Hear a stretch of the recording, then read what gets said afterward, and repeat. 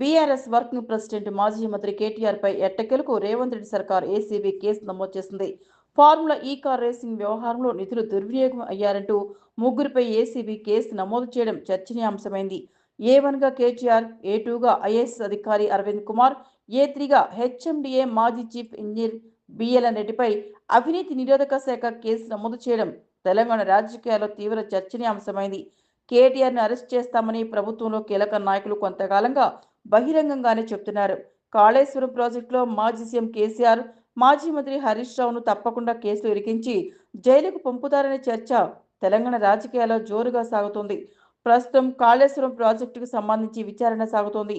విచారణ అనంతరం వాళ్లపై కూడా నమోదయ్యే అవకాశం ఉంది. తాజాగా కేటీఆర్ వంతు వచ్చింది.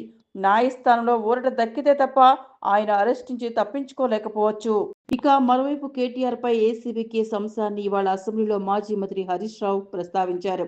తెలంగాణ ఇమేజ్ ని పెంచడానికి కేటీఆర్ ప్రయత్నిస్తే ఆయనపై అన్యాయంగా కేసు పెట్టారని ఆయన వాపోయారు. రానున్న రోజుల్లో ఏమవుతుందో వేచి చూడాలి.